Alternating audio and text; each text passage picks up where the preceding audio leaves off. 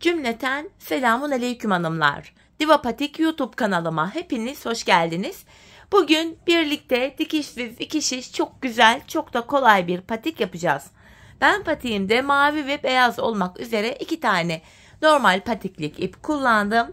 Şişlerim 3 numara. Hemen modelimi de göstereceğim. İşte hanımlar, modelimiz bu şekilde. Baştan sona 2 şiş ile yapmış olduğum dikişsiz patiğim. Model bu şekil. Patiğimizi arka bölümden başlıyoruz. Sonra şu tabandaki haroşalı bölümleri ördükten sonra üst tarafını örerek patiğimizi bitiriyoruz. Bu patik benim elimin ölçülerine göre 37, 38 ve 39 numara ayaklar için uyumlu oldu hanımlar. Patiğimizi hemen şuradan başlayacağız. Arka bölümden. Mavi ipim ile başlayacağım hanımlar. 48 ilmek olarak. Şöyle ipimin ucunda küçük bir miktar ip bıraktım. Buraya 48 adet ilmeğimi atıyorum. Şu ikinci ilmeğim. 3 4 5 6 7 bu şekilde 48 ilmek atıp gelelim. Evet, 48 ilmeğimizi attım geldim hanımlar. Hemen şu kenarına bir düğüm atacağım şuraya. Şuradaki fazla ipin ucunu da şöyle kesebiliriz. Şöyle. Patiğimizde haroşa örgü uygulaması yapacağız hanımlar. Ben haroşa örgümüzün hem arka yüzünde düz örgü örerek elde ediyorum. Kenar ilmeğini aldım. Diğer ilmeklerimi sırasıyla düz olarak yani haroşa olarak örüyorum.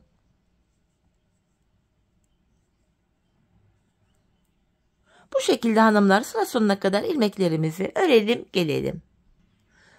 Evet hanımlar, ilmeklerimi ördüm. Son bir ilmeğim kaldı. İpimi kendime doğru alıyorum. Sonuncu ilmeği örmeden aldım. Çünkü ön yüzde renk geçişi yapacağız. Geri dönüyorum. Şu an bakın ön yüzdeyiz. Ön yüzde olduğumuzu şöyle kabul ediyorum. Şu başlangıç ipimiz eğer sol taraftaysa ön yüzdeyiz demektir. Artık burada bakın bir diş haroşamız oldu mavi ile. Sırasıyla hanımlar bir diş haroşayı da beyaz ile öreceğim. Şu şekilde. Renk geçişi olduğu için ilk ilmeğimi örerek başlıyorum. Bu aşamada ilmeklerimizi bu şekilde beyaz ipimiz ile örüyoruz. Hemen beyaz ipimin ucunu şurada düğümleyeceğim kendine. Haroşalarımızı beyaz ipimiz ile yapacağız hanımlar. Sırasıyla ilmeklerimi beyaz ipim ile düz yani haroşa örüyorum. Örerken şu ipimin ucunda gizleyerek geldim. Bu şekilde. Tekrar hanımlar yine sıra sonuna kadar ilmeklerimizi örelim gelelim. Sıra sonuna kadar ilmeklerimizi ördüm hanımlar. Geri dönüyorum. Şu anda arka yüzdeyiz. Burada kenar ilmeğini örmeden aldım. Arka yüzde ilmeklerimi yine haroşa yani düz olarak öreceğiz. Tekrar hanımlar sıra sonuna kadar örelim gelelim. Evet hanımlar, ilmeklerimi ördüm. Burada ön yüzde renk geçişi yapacağım için yine beyazımı aradan çıkarttım. Son ilmeğimi örmeden aldım. Bir diş haroşada beyaz ile yaptık. Tekrar maviye geçeceğiz hanımlar. Sırasıyla bir diş haroşa mavi ipimiz ile bir diş haroşada beyaz ipimiz ile bu şekilde öreceğiz. Şuraya baktığımız anda hanımlar mavi ile bir diş, beyaz ile bir diş, toplam burada 2 diş haroşamız oluştu. Hanımlar, patiğimizin bu arka bölümüne şuraya toplamda 19 diş haroşa örmemiz gerekiyor. Şu mavi 1, beyaz 2, tekrar mavi 3, beyaz 4. Bu şekilde buraya 19 diş haroşa örmemiz gerekiyor. Şimdi bu arka bölüme toplamda 19 diş haroşa olacak şekilde örelim gelelim. Evet hanımlar, 19 sıra haroşamı ördüm geldim. Bu aşamada sizlere mezura ile ölçüyü de vereyim. Şöyle yükseklik olarak ölçümüz şöyle 7 santimden hatta 1-2 milim fazla. En olarak da şöyle ölçümüzü vereyim. Bakın sündürmeden germeden olduğu gibi ölçü veriyorum, 18 santim. Şimdi yapacağımız işlem şu hanımlar, kesim yapacağız. Bu aşamada artık şu beyazımı kestim. Şu mavimin ucuna düğümledim. Şişimizde 48 ilmeğimiz vardı. 24 ilmeğimi şöyle açık uçlu bir şişe aktarıyorum. 24 ilmek aktaracağım. 5 6 7 8 9 10 11 12 13 14 15 16 17 18 19 20 21 22 23 24. Şu diğer 24 ilmeğimi de şöyle açık uçlu bir şişe aktarıyorum. Misinalı şiş kullanıyorsanız böyle aktarmaya gerek yok. İkiye ayırıp kesim yapabilirsiniz. Kalan 24 ilmeği de şöyle diğer açık uçlu şişime aktarıyorum.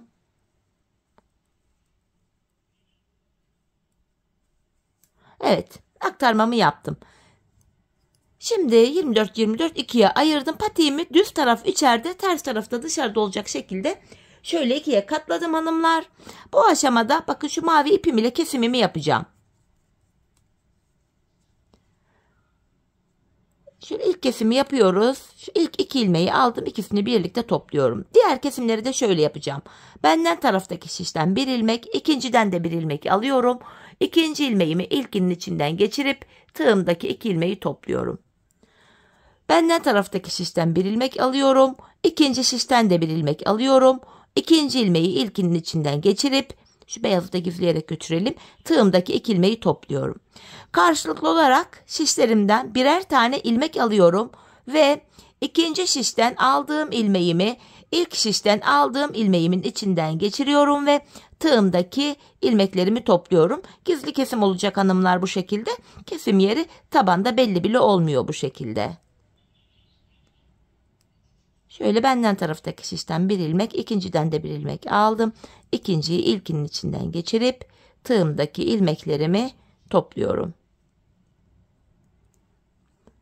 Şişlerimizdeki ilmeklerimizi hanımlar bu şekilde keselim gelelim. İlmeklerimi kestim hanımlar. Son birer ilmeğim kaldı. Önce benden taraftaki ilmeğimi, sonra diğer şimdiki ilmeğimi tığıma aldım. Tığımda 3 ilmeğim var. Üçünü birden topladım.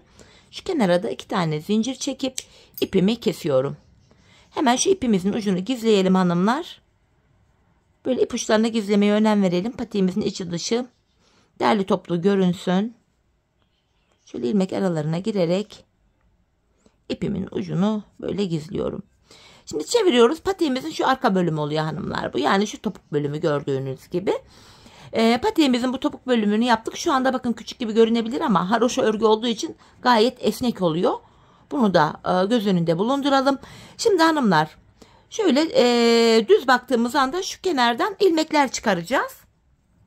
Mavi ipim ile. Hemen şu ilk kenar ilmek yerine bakın şurada ilk kenar ilmek yerim mavi. Oraya girerek şöyle bir ilmek çıkarttım. Sırasıyla bakın beyaz kenar ilmek yerim var. Sırasıyla ikinci olarak da beyaza girerek ilmek çıkarttım. Hemen mavi ipimin ucunu kendine düğümlüyorum. Patiğimizin tam olarak şu bölümüne başladık hanımlar. Şu bölümlerine. 2 ilmek oldu. Sırayla maviye giriyorum. 3. Beyaza giriyorum. 4. Böyle sırayla kenar ilmek yerlerine girerek ilmekler çıkarıyoruz. Tekrar maviye girdim. 5. Beyaza girdim 6. Bu şekilde ilmeğin iki kanadına birden girerek ilmeklerimizi çıkarıyoruz. Şu diğer uca kadar ilmeklerimizi çıkaracağız hanımlar. Bu diğer uca kadar toplamda 38 adet ilmek çıkacak. Şimdi ilmeklerimizi çıkartıp gelelim. Evet hanımlar, bu diğer uca kadar 38 adet ilmeğimi çıkarttım. Şimdi geri dönüyorum. Yine haroşaya devam edeceğiz. Kenar ilmeğimi örmeden aldım. İlmeklerimi sırasıyla düz olarak yani haroşa olarak örüyorum yine. Bu şekilde ilmeklerimizi örüyoruz. Sıra sonuna kadar ilmeklerimizi haroşa örelim gelelim. Evet hanımlar, ilmeklerimi ördüm. Ön yüzde renk geçiş yapacağım için yine maviyi kendime doğru aldım. Sonuncu ilmeğimi örmeden alıyorum. Tekrardan beyaz ipimi ekleyeceğim hanımlar. Şimdi haroşalarımızı beyaz ile öreceğiz. Yine bir diş mavi, bir diş beyaz haroşa öreceğiz. Bu şekilde ilk ilmeğimi ördüm. İkinciyi de ördükten sonra yine beyazımın ucunu da şöyle düğümlüyorum. Bu defa haroşamı beyaz ile yapacağım. İlk haroşamızı mavi ile yaptık. İkinciyi beyaz ile yapacağız. Bu şekilde. Şimdi hanımlar sıra sonuna kadar ilmekleri öreceğiz. Arka yüze döneceğiz. Orada da yine düz öreceğiz. Burada mavi birdi. Beyazı da yapınca 2 diş haroşa olacak. Ardından tekrar maviyi alacağız. Burada toplam bir mavi, bir beyaz, bir mavi. 3 diş haroşamız olacak. Bu şekilde örelim gelelim. Evet hanımlar, buraya bakın bir mavi, bir beyaz, bir mavi. 3 diş haroşamı ördüm. Her 3 diş haroşada bir kesim yapacağız artık hanımlar. 3 diş haroşa öreceğiz. Sonra bir diş haroşada kesimi yapacağız. Sıra beyazımda. Beyazımı alıyorum. kesim yapacağız bu sırada. İlk ilmeği ördüm. İkinci ilmeğimi de örüyorum. 2 ilmek ördükten sonra sağ kenardan öndeki 2 ilmeğimi kesiyorum hanımlar. İlk kesimimi yaptım.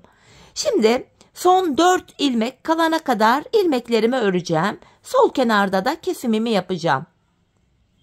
3 diş haroşamızı, ilk 3 diş haroşamızı 38 ilmek ile ördük. Şimdi 4. diş haroşada kesimimizi yapıyoruz.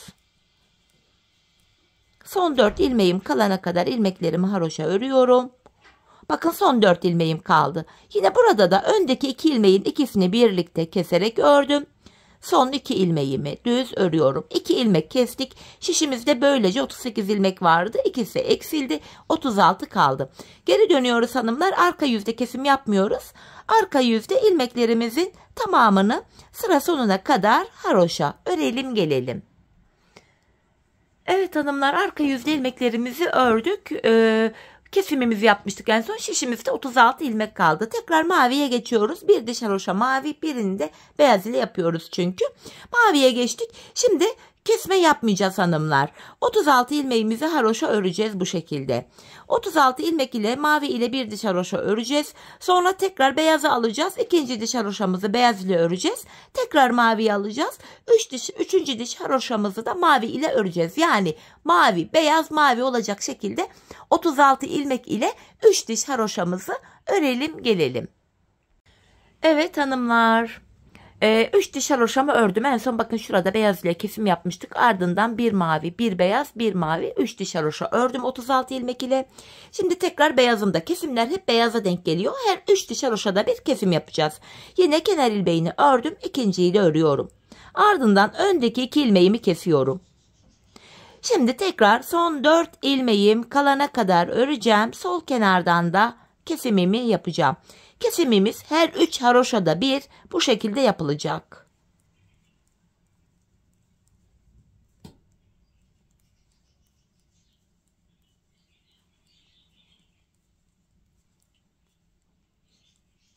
Bakın son 4 ilmeğim kaldı. Öndeki 2 ilmeği keserek örüyorum. Kalan 2 ilmeğimi yine haroşa ördüm.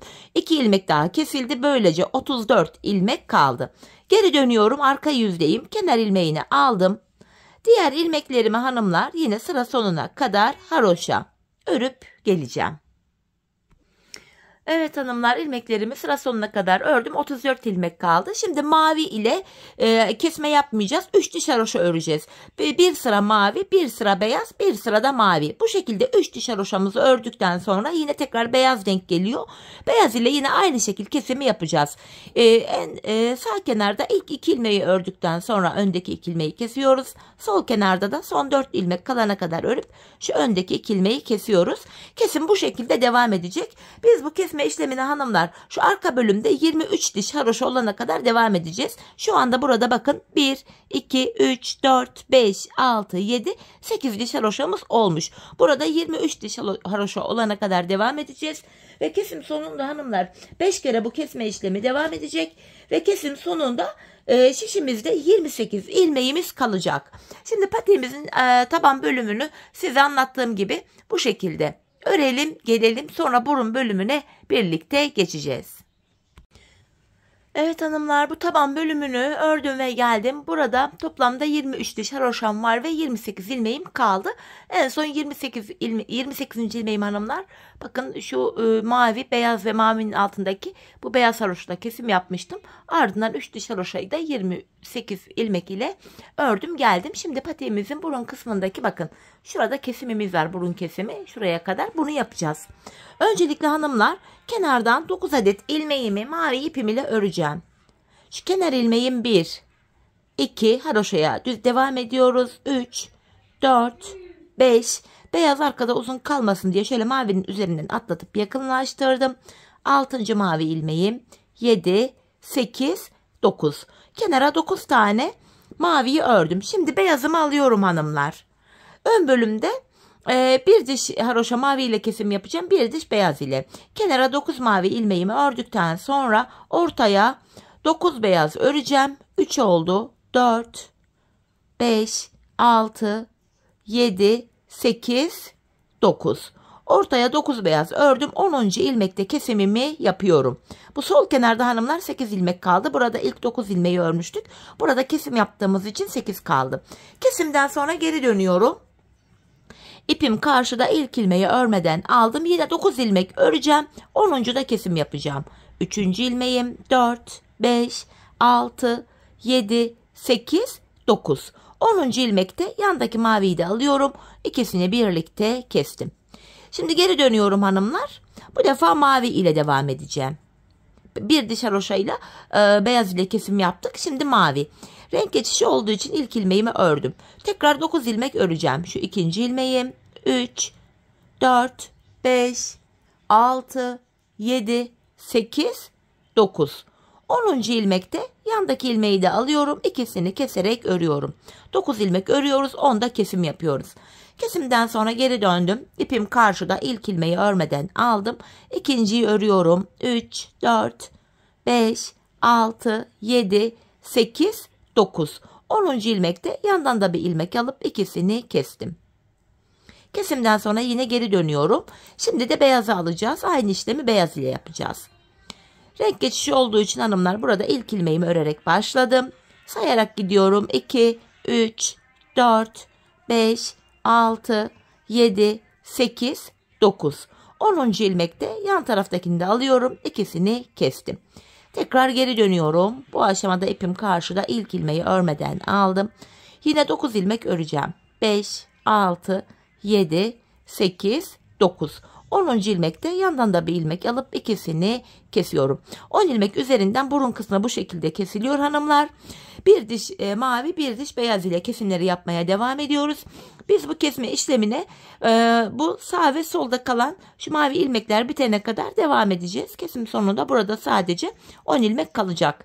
Şimdi patiğimizin burun kısmını bu şekilde keselim gelelim. Evet hanımlar, burada ilmeklerimi kestim geldim. En son 2 ilmeğim kaldı burada. Bunu hanımlar normalde düzden kesim yapıyorduk. Kalan son 2 ilmeğimizi bu defa şöyle tersten kestim. Burada sadece bakın 10 ilmek kaldı. En son beyaz ile haroşamızı yapmıştık. 10 ilmek kaldı. Artık mavi ipimi keseceğim hanımlar. Beyaz ile devam edeceğiz modelin üst bölümünde. Hemen maviyi kestim. Ucunu da beyaz ipime düğümlüyorum. Bu şekilde. Şimdi hanımlar, bu aşamada patiğin şu üst bölümünü yapacağız. Yani şu bölümü. Burada şöyle ipimizi alacağım. Beyazı kesmeyeceğim hanımlar. Arkada uzunca şöyle tutarak getireceğim. Dileyen kesip buradan da başlatabilir ama ben aynı iple şöyle devam edeceğim. Bu aşamada misinalı şiş kullanabilirsiniz ya da uzun normal şu tarz şiş de kullanabilirsiniz. Ben kesimleri rahat gösterebileyim diye şöyle kısa şişler kullanacağım. Dediğim gibi uzun şişle de bakın şu şekilde ilmekler takınca sığacaktır buraya. Şimdi şu kenardan ilmekler çıkaracağım hanımlar. Bakın şu ilk kenarda ilk mavi haroşa yapmıştım. Bunun tam kenar ilmek yeri var. Tam oradan ilmek çıkarak bu üst bölüme başlayacağım. Beyazımı şöyle arkada biraz gevşek bıraktım. Şöyle hanımlar. Şöyle bu ip arkada uzun kalmayacak. İlmek çıkarırken toplayacağız. Bakın şurada ilk mavi kenar ilmek yerine girerek buradan şöyle bir ilmek çıkarıyorum. Sırasıyla buralardan ilmek çıkaracağız. Bakın yanında beyaz var. Beyaza girerek bir ilmek çıkarttım. 2 oldu. Şu alttaki ipin bir altından bir üstünden girerek çıkaralım ki böyle ip arkada uzun uzun görünmesin. 3 ilmeğim oldu. Beyaza giriyorum. 4. Maviye giriyorum. 5. Tekrar beyaza girdim. 6. Maviye girdim. 7. Bu şekilde bu kenarlardan ilmekler çıkaracağız. Biz buraya 23 diş haroşa yapmıştık. 23 diş haroşanın kenarından 23 ilmek çıkarmamız gerekiyor. Bakın 7 ilmek çıkmış. Şu burun bölümüne kadar şu ipin de bir altından bir üstünden girmeyi unutmayalım hanımlar. Arkada uzun uzun kalmasın. Bakın yaptığımız yerde ip ucu şöyle kapandı. Bu şekilde şuraya kadar 23 ilmek çıkaralım gelelim. Evet hanımlar, 23 adet ilmek buradan çıkarttım. Bu burun kısmında da 10 ilmek vardı. Bu 10 ilmeğimi yine beyaz ipimle aynı şekilde örüyorum. Hatta şu mavinin ucunda şöyle gizleyerek götürmeye çalıştım. Bu 10 ilmeğimi de yine düz örüyorum.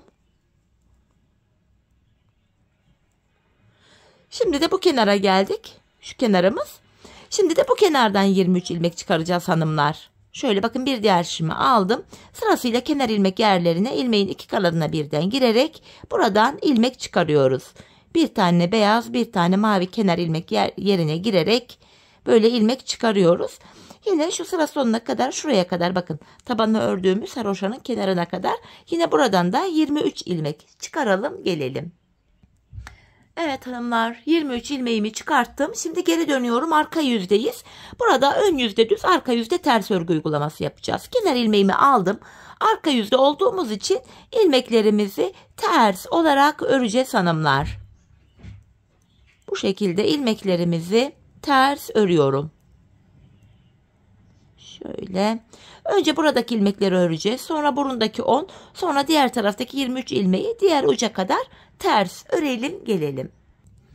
Evet hanımlar, ilmeklerimi bu uca kadar ters ördüm geldim. Şimdi geri dönüyoruz. Burada 2 sıra olmuş oldu. İlk sırada ilmek çıkartmıştık. Arka yüzde ikinci sırada ilmekleri ters ördük. Burada toplam 4 sıra olması gerekiyor. İlkini yapmıştık. Şimdi 3. sıra ön yüzdeyiz. Kenar ilmeğini alıyorum.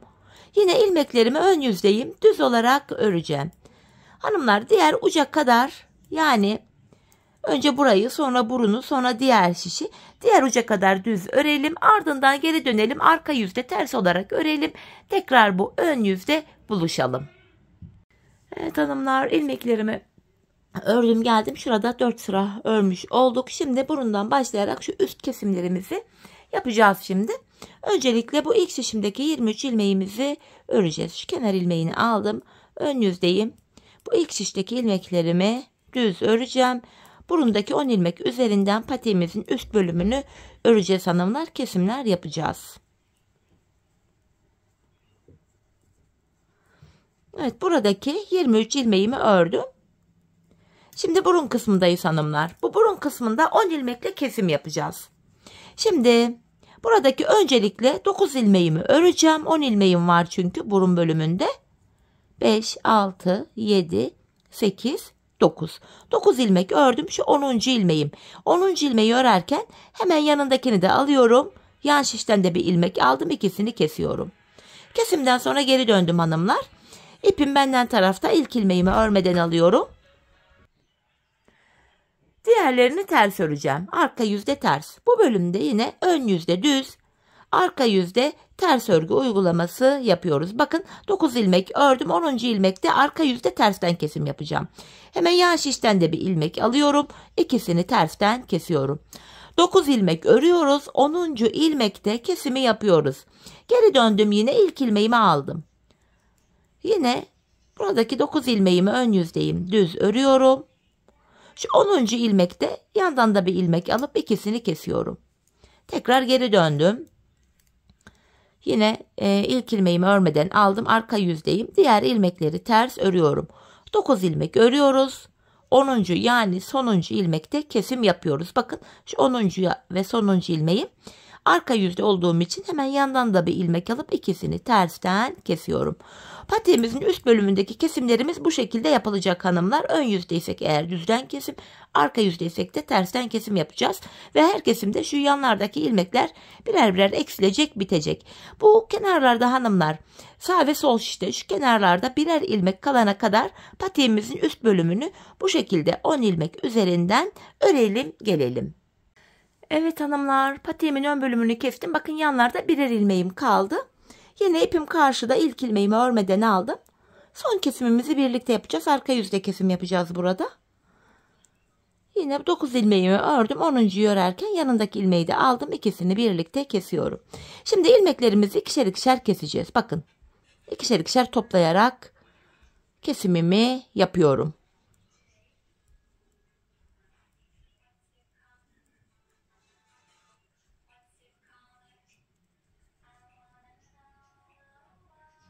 Son 2 ilmeğim kaldı. Bu son 2 ilmeği de alıyorum hanımlar. Bu şimdiki 3. ilmekle birlikte kesiyorum. En son şurada şöyle tümsek bir görüntü oluşmasın diye, pardon, patiğimin sökülmesin diye 2 tane zincir çekip beyaz ipimi de kestim. Patiğimizin bu üst bölümünü tamamladık hanımlar. Bir de patiğimizin kenarına şöyle mavi ipim ile tek sıradan oluşan bir kenar oyası gittim. Tığım ile. Hemen kenar oyamızda şöyle birlikte yapalım. Öncelikle hanımlar şöyle bir tane bir ilmek oluşturuyorum tığım ile. Şuradan başlayarak kenar oyamı başlattım. Bakın şu kenardan, şuradan ilmeğimi buraya sabitliyorum. Yapacağım işlem şu. Hemen bir diğer kenar ilmek yerine girerek bir sık iğne yapıyorum. 3 zincir çekiyorum. Sık iğnenin içine girerek bu zincirle bir kirpik oluşturuyorum ve sırada bakın beyaz kenar ilmek yeri var. Beyaza batarak kirpiğimi buraya sabitliyorum. Sırasıyla hanımlar kenar oyamızı bu şekilde yapacağız. Yine bir diğer kenar ilmek yerine girerek beyaz sık iğne yapıyorum. 3 zincir çekiyorum. Sık iğnenin içine batarak kirpik oluşturuyorum ve bir sonraki kenar ilmek yerine batarak kirpiğimi sabitliyorum. Tekrar sıradaki kenar ilmek yerine batarak sık iğne oluşturdum. 3 zincir çekiyorum. Sık iğnenin içine batarak kirpik oluşturuyorum ve sıradaki kenar ilmek yerine yine burada bakın şurası. İlmeğin iki kanadına birden girerek buraya kirpiğimi sabitliyorum. Şu kestiğimiz ipin ucunda gizleyerek götürüyorum. Bir daha yapalım. Yine sıradaki kenar ilmek yerine batarak sık iğnemi oluşturdum. 3 tane zincir çekiyorum. Buraya şöyle bir kirpik oluşturup sıradaki kenar ilmek yerine batarak kirpiğimi sabitliyorum. Kenar oyamızı bu şekilde yapıyoruz hanımlar.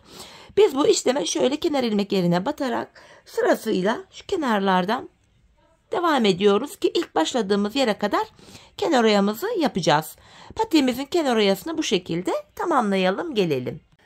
Evet hanımlar, kenar oyamı tamamladım geldim, en son bir zincir çektim, artık ipimi kesiyorum. Patiğimizin çevresini bu şekilde dolandık kenar oyamızla. Yine bu ipimin ucunu da gizliyorum ilmek aralarına girerek.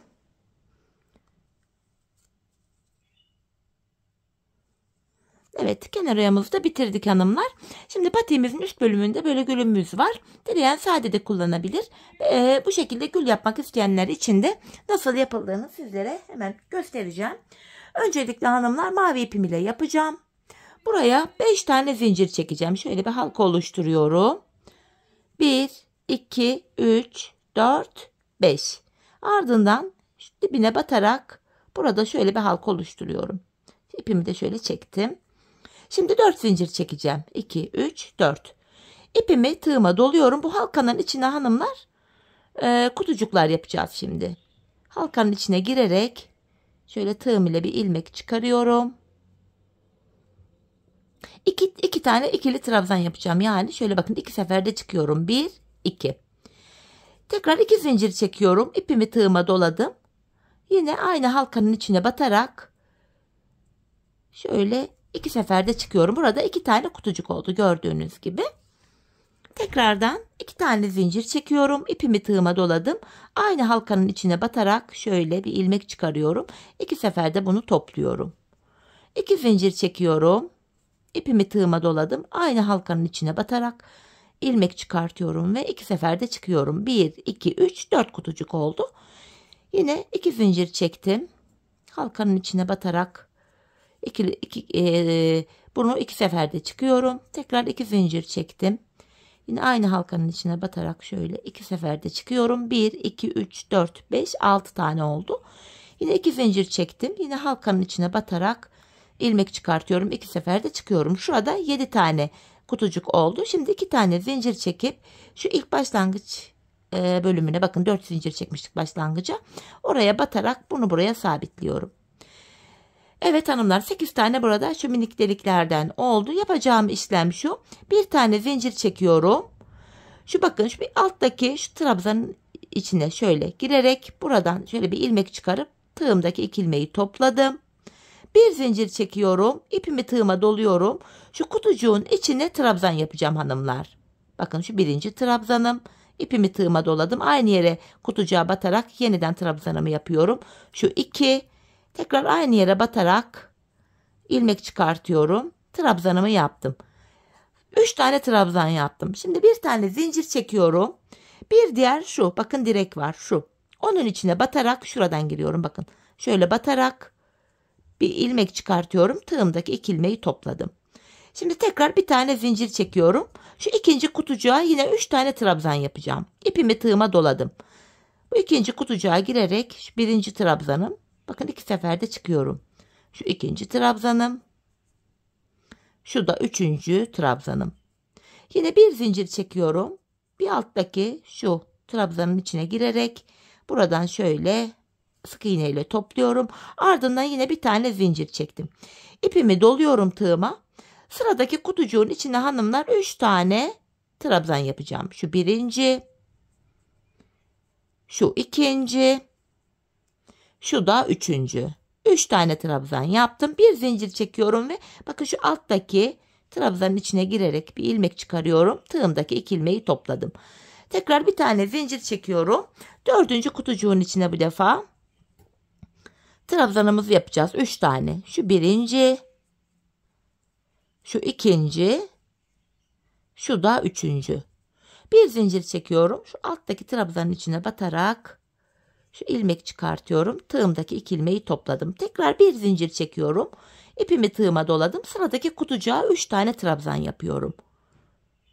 Şu 1, şu 2, şu da 3. Tekrar bir zincir çektim. Alttaki trabzanın içine girerek ilmek çıkartıp tığımdaki ilmekleri topladım. Yeniden bir tane zincir çekiyorum. Sıradaki kutucuğun içine 3 tane trabzan yapıyorum. 1, 2, 3. Yeniden bir zincir çektim. Alttaki şu trabzanın içine girerek ilmek çıkartıp tığımdaki ilmekleri topladım. Yeniden bir zincir çektim hanımlar. Bakın çiçeğimiz bu şekilde. İpimi tığıma doluyorum. Sıradaki kutucuğa yine 3 tane trabzan yapacağım. Şu ikinci, şu da üçüncü. Ve bir zincir çekiyorum. Trabzanın içine batarak şöyle ilmek çıkartıp tığımdaki ilmekleri topladım. 8 tane kutucuğumuz vardı. 8 kutucuğa 8 tane bu çiçekten yapıyoruz. Tekrar bir zincir çektim. Sonuncu kutucuğun içine de yine 3 tane trabzanımı yapıyorum. 2 ve 3. 2 kere topladık. Tekrar bir zincir çekiyorum. Alttaki şu trabzanın içine girerek burayı böyle topluyorum. En son şuraya bir tane zincir çektim hanımlar. Bu şekilde. Tekrar bu ipimin ucunda şöyle bir miktar bir ip bırakıyorum. Şöyle küçük bir miktar. İpimi kesiyorum. Dikiş yapacak kadar bir ip kestim. Artık bu ipimi de şöyle çektirdim. Şu aradan girerek şu ipimi arkaya doğru alıyorum. Bakın çiçeğimizi yaptık hanımlar. Çiçeğimiz bu şekilde. Gördüğünüz gibi çok şık, güzel bir görüntüsü var çiçeğimizin. Şöyle. Şimdi hanımlar iğneyi alacağım. İğne ile çiçeğimizin ortasında bakın şöyle bir incimiz vardı. İnci dikeceğim. Böyle sade de kullanabilirsiniz. Şöyle normal bir iğnem var. Şimdi bu ipimi iğneden geçireceğim öncelikle. Şu şekilde iğneye taktım. Burada hanımlar şöyle iğnemi üste doğru çıkaracağım. Şöyle buraya öncelikle şu incimi dikeceğim. Şu karşıdan girerek ipimi alttan geri çıkarıyorum. İncimizi tam bu üst bölüme oturtuyoruz. Bir kere daha incinin içinden girip çıkalım. Şöyle iğnemi tekrar üste çıkardım. Bunun deliklerinden girerek incimi buraya bir güzel sabitliyorum. Şöyle. İncimizi diktik hanımlar. Şimdi bu çiçeğimizi patiğimizin üst bölümüne dikeceğiz. Hemen şu bölüme girerek tam ortaya girerek şöyle iğnemi patiğime takıyorum. Çiçeğimizi bu şekilde dikiyoruz. Şöyle aralardan girerek bakın. Bu şekilde çiçeğimi patiğime güzelce dikiyorum. Dikiş konusunda pek iyi değilim ama elimden geldiğince göstermeye çalışıyorum. Şöyle aralardan girerek, şu trabzan aralarından girerek şöyle güzelce çiçeğimizi ortalayıp dikiyoruz hanımlar. Çiçeğimiz de ayrı bir hava kattı patiğe. Dediğim gibi dileyen böyle sade de kullanabilir. Bu şekilde benim gibi çiçek de yapabilir. Fiyonk da yapabilirsiniz. İğne ile işleme falan yaparak da süsleyebilirsiniz. Artık bu tamamen sizin isteğinize bağlı, değişiklik gösterebilir. Bu şekilde hanımlar, hatta şöyle bir iki kere daha yapalım. İğnemi en son alttan şöyle çıkarıyorum ve ipimin ucunu şu arka bölüme düğümleyeceğim. Bu şekilde.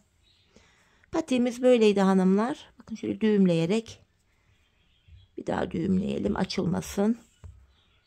Arkaya şöyle güzelce düğümlüyoruz. Hemen artık ipimin ucunu da kesiyorum. Evet hanımlar, çiçeğimizi de diktik, buraya hallettik. Çok güzel, çok şık durdu. Patik zaten ayakta açılıyor. Kendini çok daha iyi gösteriyor. Hemen manken ayağıma da giydireyim hanımlar patiğimizi. Bir de ayağımızı da görelim. Ben çok beğenerek yaptım. Çok severek yaptım hanımlar modelimizi. Umarım sizler de patiğinizi benimle birlikte beğenerek, severek yaparsınız. Yapacak olanlara da şimdiden kolay gelsin diyorum hanımlar. İşte patiğimizin mankendeki duruşu da bu şekilde. Tabanımız. Hiçbir yerinde dikiş yok zaten. Arka kısmı patiğimizin, kenarı, üst bölümü, model bu. Evet hanımlar, yine birlikte güzel bir modelin daha sonuna geldik. Umarım sizlere faydalı, hoş bir video olmuştur. Yeni modellerde, yeni videolarda buluşmak dileğiyle. Şimdilik hoşça kalın, sağlıcakla kalın.